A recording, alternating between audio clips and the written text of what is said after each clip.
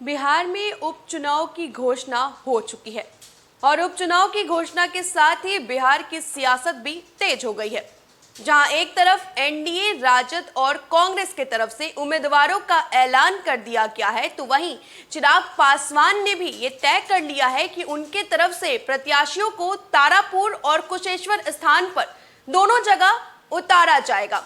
लेकिन इस बार ना ही लोजपा दिखेगा और ना ही उनका चुनाव चिन्ह बंगला हमें देखने को मिलेगा, क्योंकि बीते ही दिनों चुनाव आयोग ने चिराग पासवान को नई पार्टी और नया चुनाव चिन्ह आवंटित किया है।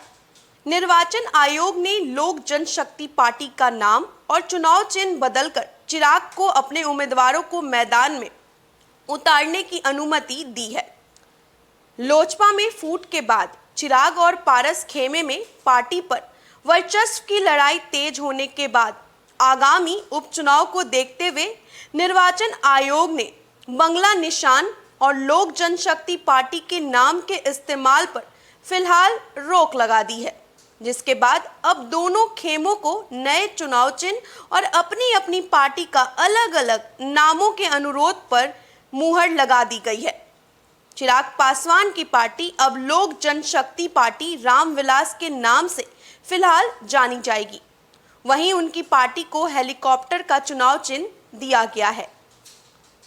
लोक जनशक्ति पार्टी रामविलास के प्रदेश प्रवक्ता राजेश भट्ट ने बताया कि पार्टी आगामी विधानसभा उपचुनाव में दोनों सीटों पर यानी कि कुशेश्वर स्थान और तारापुर से उम्मीदवारों को चुनावी मैदान में उतारेगी। वैकल्पिक व्यवस्था के तौर पर दिए गए नए नाम लोक जनशक्ति पार्टी रामविलास और नए चुनाव चिन्ह हेलीकॉप्टर के साथ प्रत्याशी चुनाव लड़ेंगे।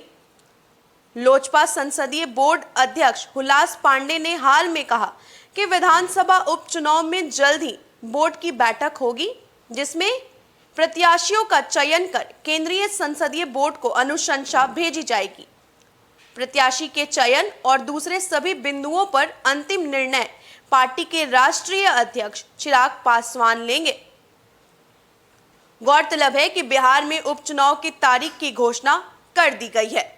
बता दें कि बिहार में दोनों विधानसभा सीटों पर 30 अक्टूबर को उपचुनाव होंगे, जिसका परिणाम 2 नवंबर को जारी कर दिया जाएगा। एक तरफ एनडीए की तरफ से दोनों विधानसभा सीटों पर जेडीयू के प्रत्याशी उतरेंगे, तो वहीं राजद की तरफ से भी 2 प्रत्याशी चुनावी रण में होंगे, जबकि कांग्रेस की तरफ से भी 2 उम्मीदवारों की घोषणा कर दी गई है। लेकिन अब चिराग पासवान भी अपनी पार्टी की तरफ से 2 प्रत्याशियों को चुनावी रण में खड़ा करेंगे।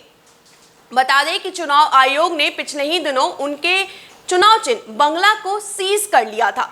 अब इसके बाद उनको और पशुपति पारस, जो उनके चाचा हैं, दोनों को ही एक नया चुनाव चिन्ह और पार्टी आवंटित किया गया है।